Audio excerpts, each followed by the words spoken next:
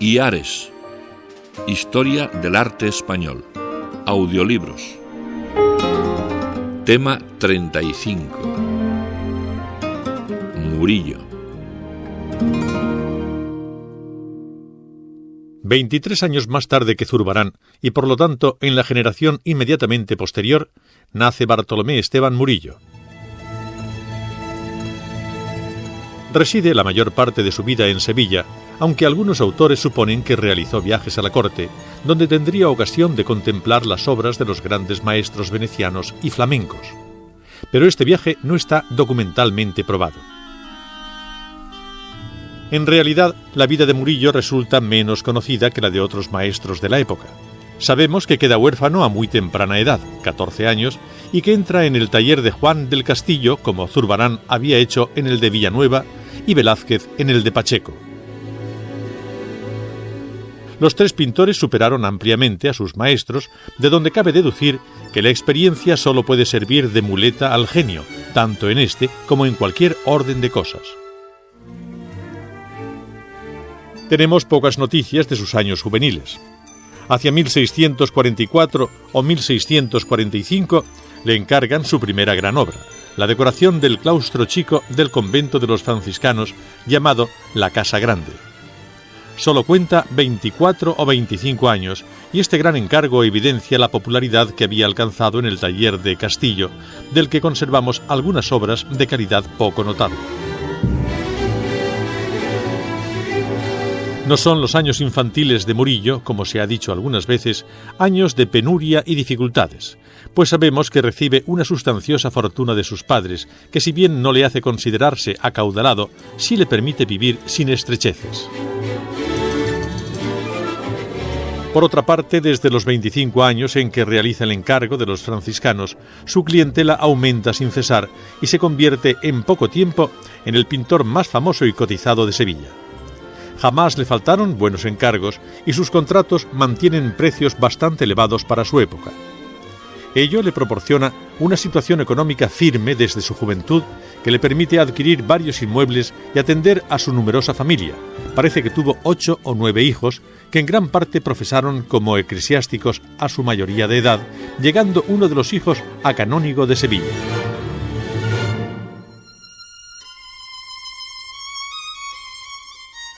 Sus clientes son fundamentalmente las órdenes y los conventos sevillanos, pero también recibe encargos de nobles o particulares acaudalados, aunque son muy escasos estos últimos. En realidad, la obra de Murillo hay que comprenderla dentro del contexto de una demanda casi exclusivamente religiosa. En efecto, en el 17, la única clase social que tiene sensibilidad para la pintura, necesidad de decorar sus iglesias y conventos y fondos para sufragar los gastos que este hecho ocasiona, son los clérigos regulares. También la corte alimenta a los pintores, pensemos en Velázquez. Es decir, que en el 17 solo hay dos caminos socioeconómicos para los artistas plásticos, o la corte o las órdenes religiosas. Murillo no tuvo ocasión ni necesidad de acudir a la corte, pues contó siempre con una amplia y generosa clientela en Sevilla. El carácter religioso de la clientela de Murillo tiene por fuerza que determinar la temática de sus obras. Por ello, conviene entender bien eso de que la pintura predominante en la España barroca fue la pintura religiosa, contrarreformista. En efecto lo fue, pero no solamente por la sensibilidad religiosa de sus autores, porque cuando a alguno, como Velázquez, no le obligan a pintar cuadros religiosos, no se decide a pintar ninguno por su cuenta. La temática religiosa de Zurbarán, Cano, Herrera, Roelas, Valdés Leal, Murillo y tantos otros pintores del 17 se debe, sobre todo, a que sus clientes eran religiosos y exigían una pintura de este tipo. Esa es la causa determinante de la obra artística. Hauser ha estudiado agudamente la relación socioeconómica entre la clase social demandante y la inspiración artística, dejando suficientemente demostrada la influencia de una clase social en la obra artística de su tiempo. En España no existe ningún estudio similar sobre las condiciones y consecuencias de la vida social de nuestros artistas clásicos. La gran demanda que siempre tuvo Murillo, según hemos dicho, le obligó a montar su propio taller y a organizar su producción en serie, como la mayoría de los grandes maestros de la época. Incluso llegó a fundar una academia de pintura a la que se asociaron los principales pinceles sevillanos y de la que fue nombrado presidente. En esta academia se procuraba difundir el oficio dentro de unas normas y cánones reglamentados. Era una especie de gremio avanzado y liberal, mucho más abierto que los gremios propiamente dichos, por lo que puede considerarse como un ensayo parecido al de las academias italianas y francesas de la época.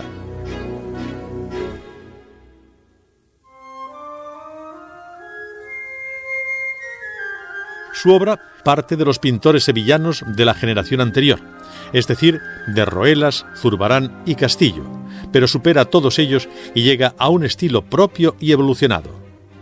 Para justificar este progreso, muchos críticos han obligado a Murillo a hacer un viaje a Madrid, donde visitaría las colecciones reales y aprendería la técnica de venecianos y flamencos. Este viaje no está documentado y no parece necesario admitirlo, al menos hoy por hoy, y en el estado en el que se encuentran los estudios sobre la obra de Murillo. Ceán Bermúdez divide sus obras en 3 periodos que denomina frío, cálido y vaporoso. La mayoría de los autores modernos no admiten que esa pueda ser la sistematización definitiva de su obra, pues resulta insuficiente y solo tiene en cuenta la evolución formal, al estilo de Wölflin, y este punto de vista unilateral está llamado a desaparecer, pues no explica la complejidad de la producción artística. También se han querido encontrar ecos de Ribera y Van Dyck en sus obras, sobre todo por lo que toca a la elegancia esencial del flamenco, pero no se puede demostrar hasta la fecha ningún contacto directo e indirecto con estas escuelas.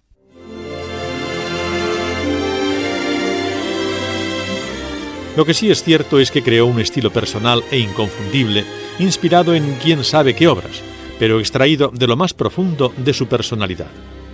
Es un estilo tierno, dulce y delicado que anticipa la pintura rococó del siglo XVIII. Nadie en España pinta como él. Sus obras son inconfundibles, como las de todo gran maestro. Es el pintor de la Virgen Niña y de los niños en general, el pintor de la ingenuidad y la picardía infantiles, el pintor del candor humano en todas sus manifestaciones.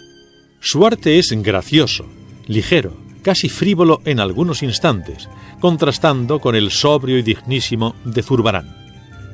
Este estilo alegre y juvenil es el que desbanca a Zurbarán de Sevilla y le obliga a refugiarse en Madrid en los últimos años de su vida, incapaz de competir con el genio tierno y alegre de Murillo.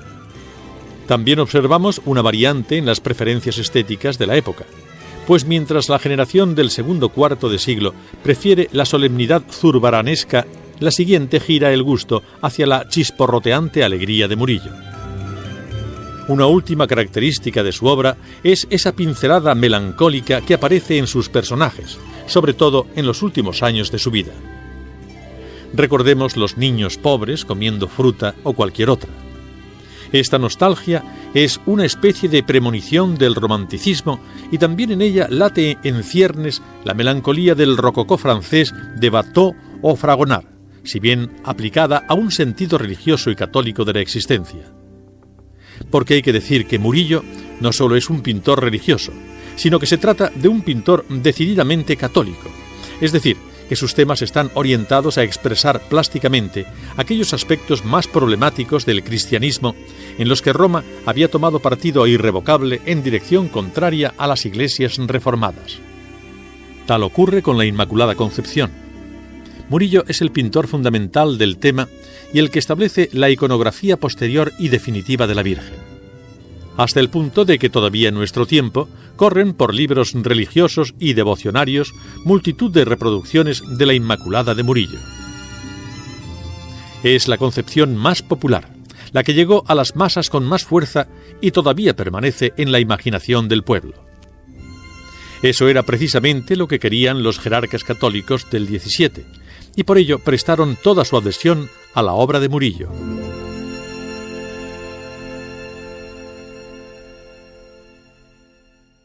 El hecho es que el clero católico, durante la segunda mitad del XVI y el XVII, desarrolló una gran actividad pictórica encaminada a propagar los puntos de vista católicos contra los protestantes y reformados. Es una especie de guerra religiosa a nivel artístico. Era necesario decorar las iglesias y conventos para aumentar el fervor popular y familiarizar a las masas con los acontecimientos defendidos por Roma. Tal era el problema de la Inmaculada Concepción.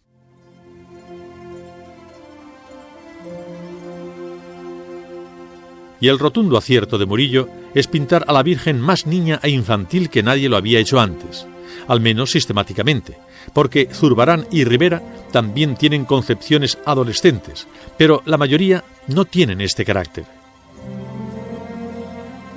Ello determinó el triunfo de Murillo, porque la gente entendía perfectamente con claridad diáfana la virginidad de María al verla en la edad física y psicológica que la había imaginado Murillo.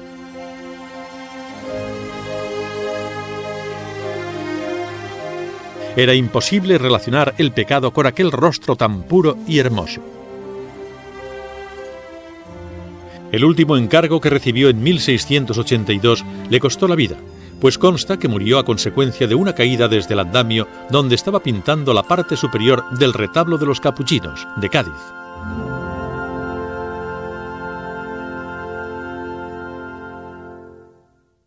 Hasta aquí hemos intentado apuntar las características más sobresalientes del estilo de Murillo, con las que luego nos vamos a encontrar ante sus obras.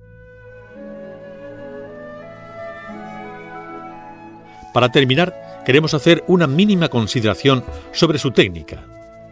La división de frío, cálido y vaporoso no resulta solamente insuficiente, sino también confusa, porque esta es la evolución general del estilo en casi todos los maestros. Pensemos en Tiziano o en Velázquez. Al principio sus obras son duras, secas, frías, en terminología de Ceán. Ello es natural en el caso de Murillo, cuyas obras primitivas conservan el rescoldo del tenebrismo ya muy rebajado. Después los colores van evolucionando y, asimismo, la factura del cuadro hasta llegar a una gradación suave, vaporosa, de los tonos y matices, que no es otra cosa que la maestría del pintor al alcanzar su madurez técnica.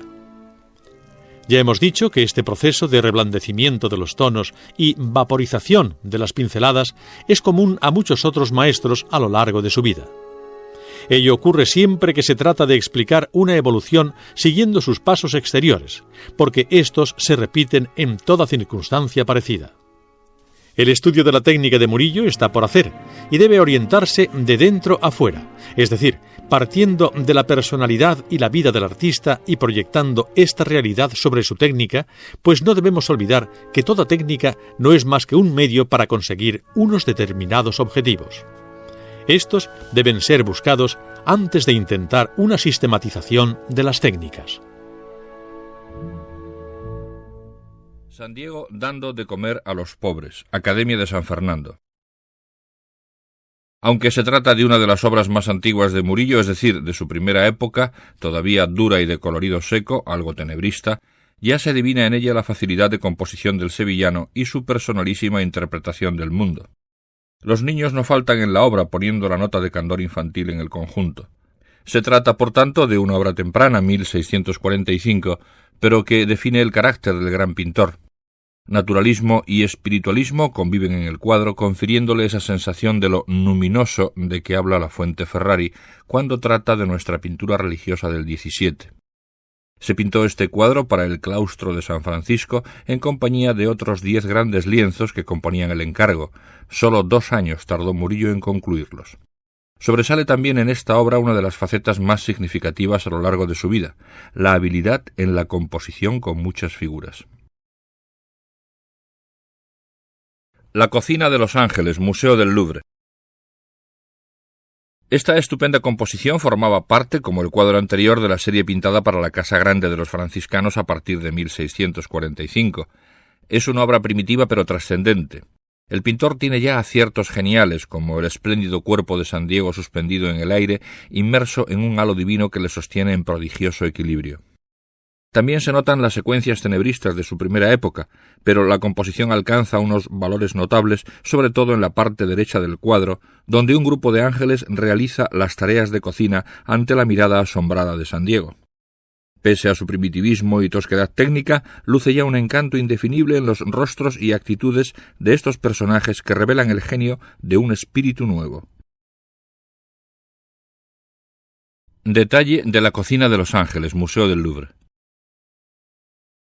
Reflejamos aquí un detalle minucioso de la factura pictórica de Murillo, artista que domina el dibujo tanto como la extensión y gradación del color.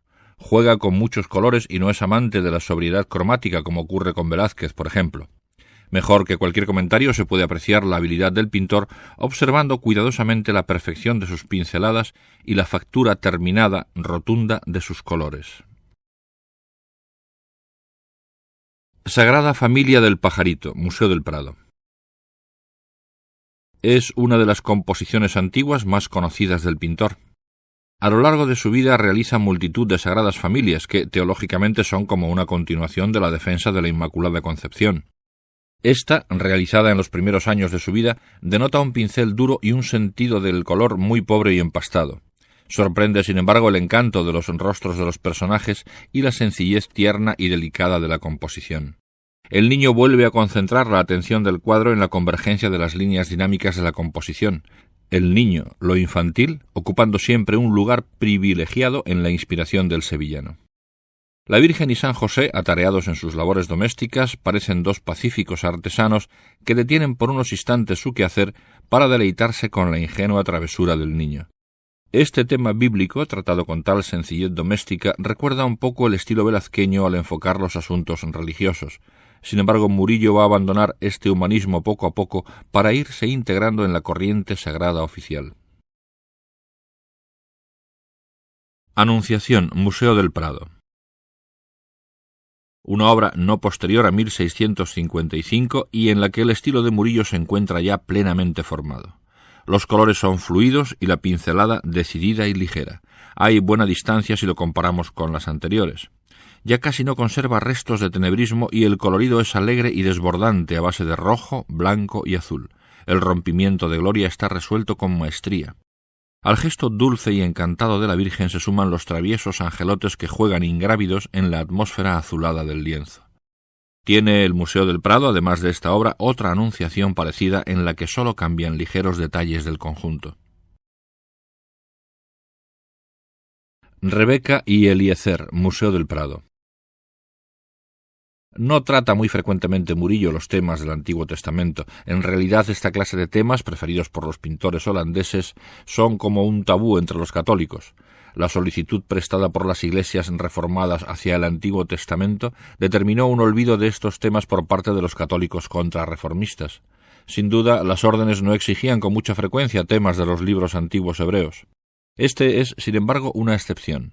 Las 4 mujeres que se sitúan en torno al pozo están admirablemente situadas con un sentido de la composición que nunca alcanzó, por ejemplo, Zurbarán.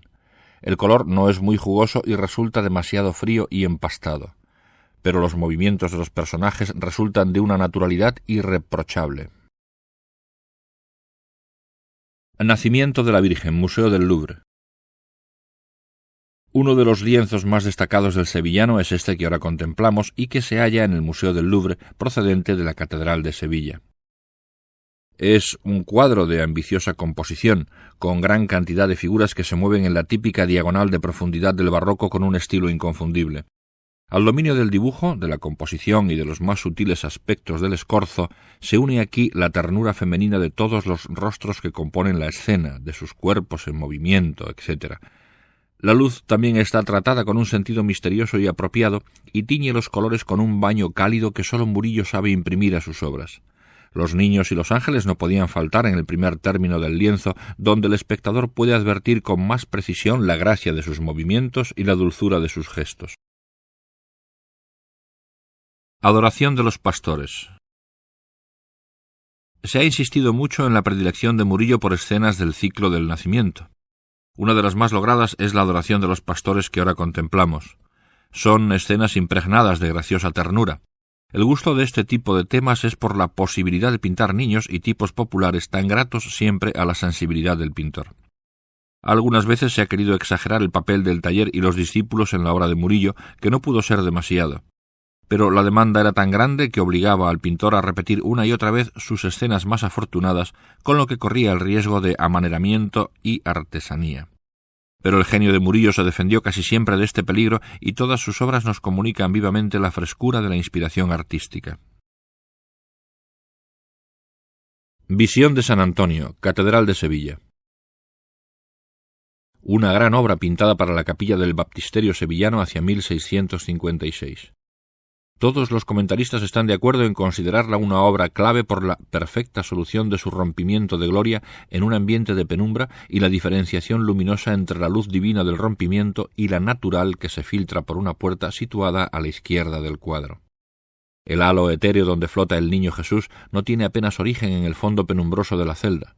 La gradación del color, pese a la brusquedad del prodigio, está magistralmente dosificada, de modo que la convierten en una obra maestra. Los pormenores del cuadro están tratados con tanta atención como el conjunto. Esta obra se distingue claramente de las del decenio anterior, sobre todo de las del conjunto de San Francisco que hemos visto al principio. Suele considerarse como el comienzo de una segunda etapa en la evolución estilística del sevillano. Martirio de San Andrés, Museo del Prado. Inspirado sin duda en el cuadro de Roelas, consigue Murillo una escena de martirio con un grado de dramatismo poco frecuente en él. Pero incluso en este caso podemos observar detalles que refrescan y restan patetismo a la escena. El can, situado a la derecha de la imagen, los angelitos que sobrevuelan la cabeza del mártir, etc.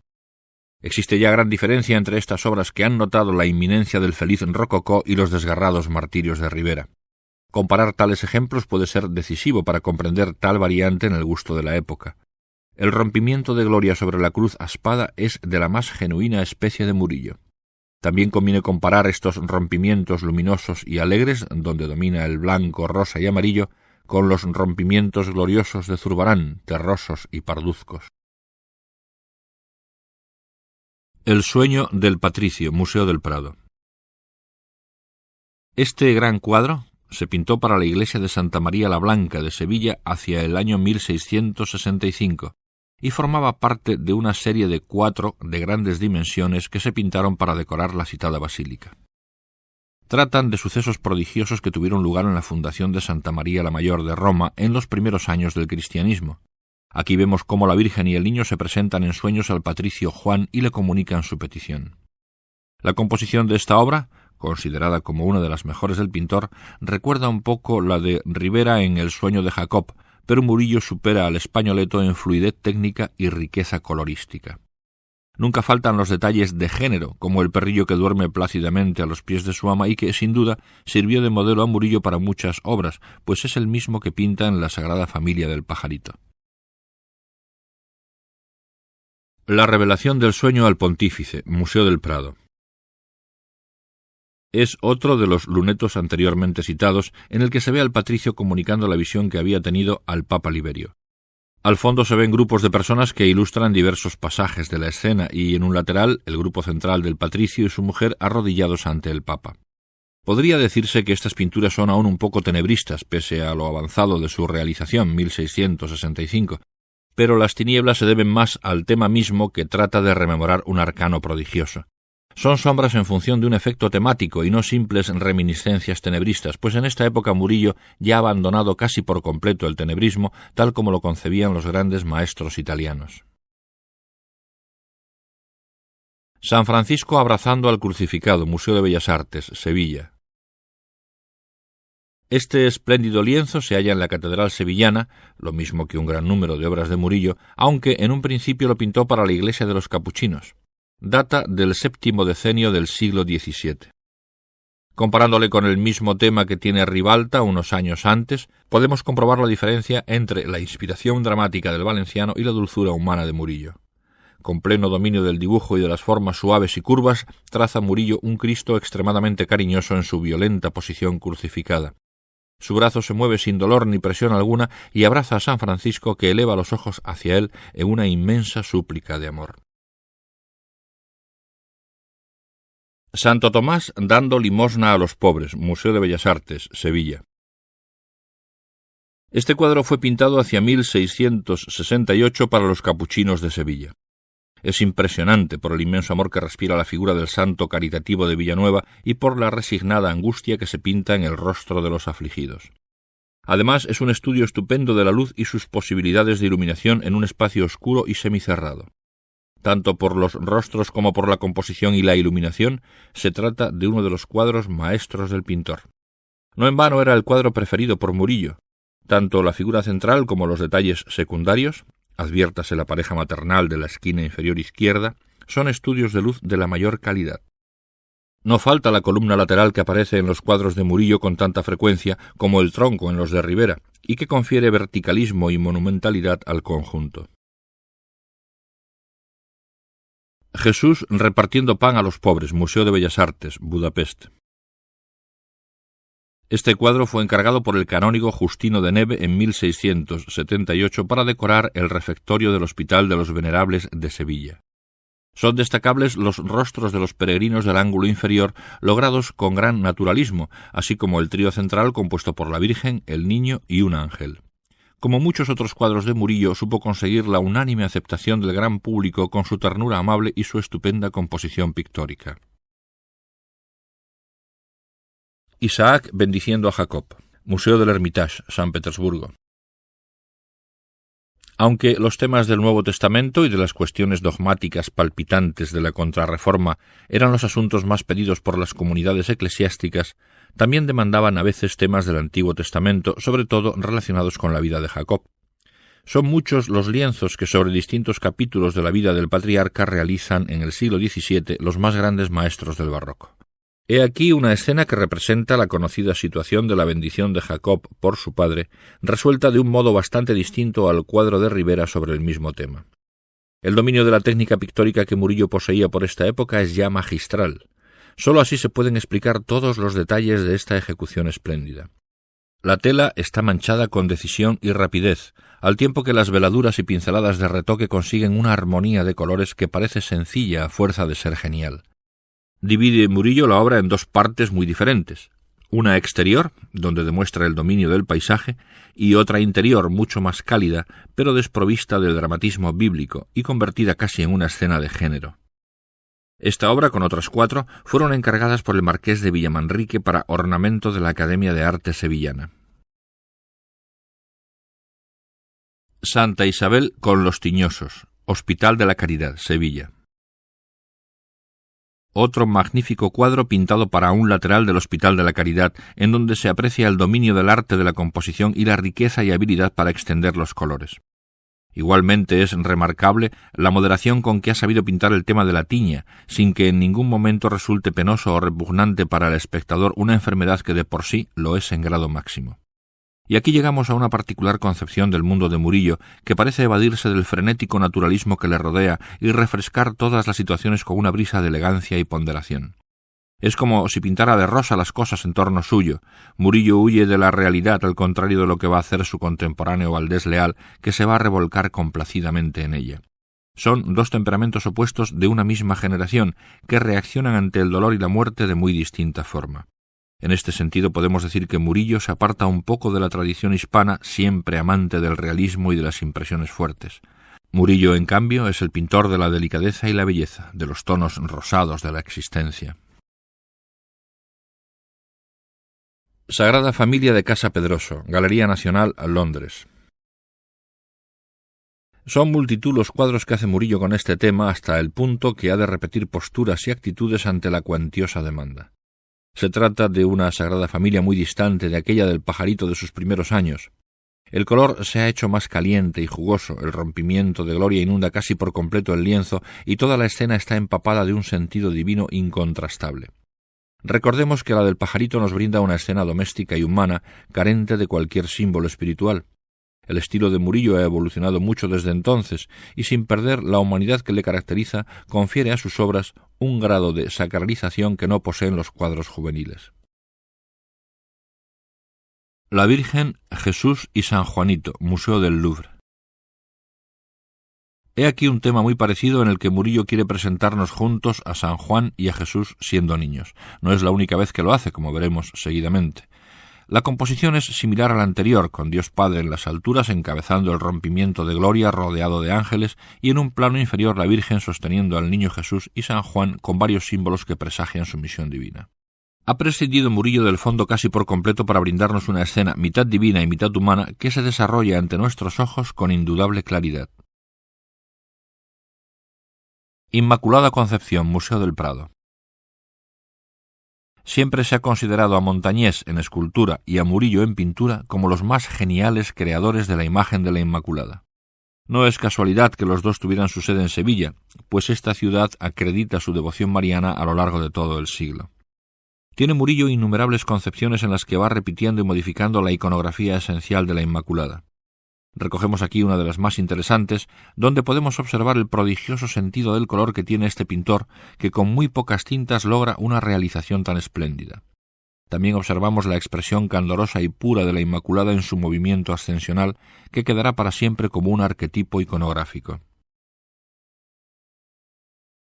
Inmaculada, Museo del Prado.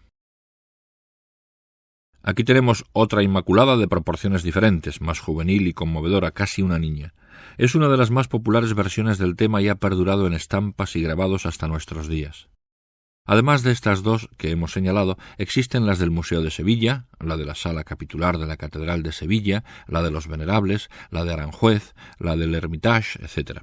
Todas ellas resueltas con gran simplicidad de color, un dominio del dibujo y el escorzo francamente insuperables y una expresión candorosa y emotiva profundamente humana que no tiene par en la interpretación del tema. Virgen con el Niño, Galería Nacional Corsini, Roma.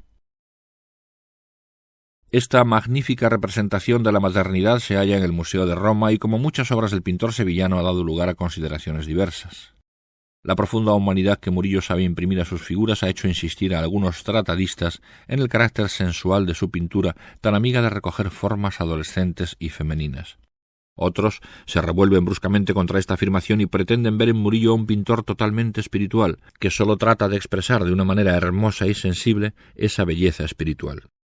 No podemos tomar un partido u otro porque los dos nos parecen extremos.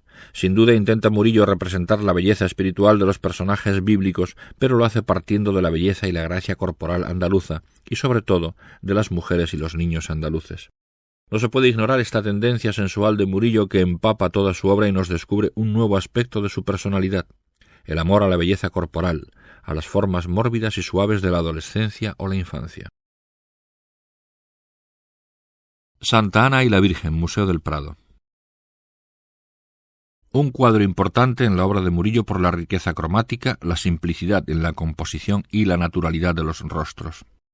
La Virgen Niña, con una cara de asombro candoroso y de humilde respeto hacia su madre, es una de las figuras más dulces de nuestra pintura. Es obra tardía, posterior a 1660. Se ha conservado un boceto preparatorio de la obra que pone de manifiesto la seguridad del dibujo de Murillo. Obsérvese la inconfundible columna del fondo, los vestidos clásicos del siglo XVII, etc. Es admirable el juego de color entre el vestido de la Virgen y el de su madre. Reposo en la huida a Egipto, Museo del Hermitage. No es este el único cuadro que Murillo dedica al mismo tema. Existe otro parecido en Génova, en el Palacio Blanco. Vuelve a incidir una vez más en el tema de la Sagrada Familia tan querido por el pintor. La ternura que expresan los personajes, la delicada composición de la escena, sobre todo de la Virgen y el Niño, y la suave melancolía que respira el paisaje son proverbiales en el estilo del sevillano. El Buen Pastor, Museo del Prado. La figura predilecta de la iconografía de Murillo es, sin duda alguna, el Niño. Aquí tenemos una de las interpretaciones más famosas y conseguidas. La belleza del infante y la serie de símbolos que le acompañan forman un conjunto preciosista y delicado, matizado por los diversos tonos de blanco y vermellón que inundan el lienzo. No podía faltar una columna clásica al fondo, en ruinoso estado, anticipando la nostalgia clasicista de Poussin y Lorena. Es admirable el colorido de la túnica del Niño que la luz va graduando paulatinamente en un perfecto acorde de tonalidades. San Juan Niño, Museo del Prado. Más sublime quizá que el anterior es este otro cuadro de San Juan Niño con los vestidos y la emoción religiosa que le han de acompañar en el desierto. Transido de amor divino, San Juan eleva los ojos al cielo mientras deposita la mano sobre el símbolo del Cordero Pascual tan empleado por Murillo. El fondo es de una riqueza de color singular, y se mezclan en él los motivos naturales confundidos con el glorioso resplandor sobrenatural que inflama la escena. Tanto por su gesto como por el fondo vegetal recuerda un poco la obra de Rivera, pero traspasada de ese estilete de ternura que sólo Murillo sabe conseguir. Los niños de la Concha, Museo del Prado. Una y otra vez se complace Murillo en llevar al lienzo a Jesús y a San Juan en figura de niños de tierna edad. Aquí tenemos otro de sus cuadros más atractivos y populares, difundido por todos los rincones del mundo mediante estampas y grabados. Obsérvese la composición triangular que Murillo escoge para estas escenas. No se trata del sencillo triángulo renacentista tal y como lo emplean Leonardo o Rafael, sino de composiciones barrocas más complicadas. Pero en este caso prefiere Murillo la sencillez del triángulo clásico, aunque subraya la diagonal del cuadro mediante varias líneas dominantes. Niño pordiosero, Museo del Louvre. El sentido humano de Murillo en la representación de los niños no se agota en el tema religioso, sino que se continúa en temas de género, como el presente, en los que el protagonista es un niño o un grupo de ellos. Son tipos sacados de la vida popular sevillana, gérmenes de pícaro, arrapiezos que están tratados por Murillo con el amor y la ternura que lo caracterizan. En realidad, salvo pocas excepciones, Murillo prefiere idealizar las figuras que pinta, confiriéndolas una gracia y una alegría irreales. Es, sin duda, este género el más entrañable de Murillo y nos permite conservar una estupenda colección de tipos de la época. La melancolía de la que hacíamos mención en el prólogo se muestra evidentemente en el rostro de este chaval tan emotivo y humano que parece sacado de la vida misma. Niños comiendo fruta, Museo de Múnich. Repite incesantemente el tema de los niños pobres jugando o comiéndose cualquier menudencia. Los harapientos trajes, su sonrisa dulce e ingenua, el colorido sin igual de Murillo, todo hace de estas obras muestras singulares de un artista genial. Por algo son las más conocidas y apreciadas en muchos lugares del extranjero, si bien es cierto que sus composiciones religiosas superan con mucho a estas escenas de género. Pero los cuadros religiosos se conservan en su mayor parte dentro de nuestras fronteras, mientras que estos cuadros de niños pobres han dado la vuelta al mundo y figuran en algunos de los museos más importantes. Niños jugando a los dados, Museo de Múnich. Con esta muestra cerramos la galería dedicada a escenas de género de Murillo. Los niños de Murillo derrochan simpatía, se hallen comiendo, riendo o jugando, y son un anticipo del rococó como toda la obra del sevillano, pero en un grado más acusado. También son famosos estos cuadros por considerarse que en ellos Murillo ha logrado las armonías de color más perfectas de su carrera artística. El rostro simpático y candoroso de los chicos de Murillo está a varios grados de distancia de la sensibilidad de Velázquez ante los mismos personajes. Los niños de Velázquez, como los de Rivera, son serios, preocupados, reales. Los de Murillo están sorprendidos en ese momento de alegría chispeante que desborda el ánimo de todos los infantes. Esponsales de Santa Catalina, Museo de Roma. Un tema muy querido por Murillo y tratado varias veces en muy distintos formatos. Los rostros y las figuras ostentan todas las características del dibujo y la composición murillesca. Precisamente pintando este tema en la bóveda de los Capuchinos de Cádiz sufrió una caída que le obligó a abandonarla y a refugiarse en mal estado en su domicilio sevillano, donde murió al poco tiempo sin recuperarse del fatal accidente. La bóveda, con una interpretación del tema más grande pero muy parecida a esta, fue terminada por uno de sus maestros de taller llamado Meneses Osorio. Retrato de un caballero, Museo del Prado. Pocos retratos dejó Murillo a lo largo de su vida. Parece que ejecutaba con mucha más rapidez temas religiosos, con los que estaba sin duda más familiarizado. Pero los que nos han quedado evidencian que Murillo tenía talento para captar la psicología individual de un personaje, como lo atestigua este Retrato de un caballero, del Museo del Prado, o el del canónigo Miranda, de la colección del Duque de Alba. Dice la Fuente Ferrari, al hablar de su faceta como retratista, que la técnica es la suya propia, pero la dignidad noble y la intensa personalidad no están ciertamente por debajo de los de Velázquez. Se nota con cierta intensidad en ellos, como han recalcado muchos críticos, la influencia de Van Dyck, aunque persiste el problema de cómo podría Murillo conocer las obras de este pintor. Pudo conocerlas indirectamente. y lo más probable es que así lo hiciera, porque, como se menciona en el prólogo de esta serie, el hecho de sus viajes a Madrid no está suficientemente probado.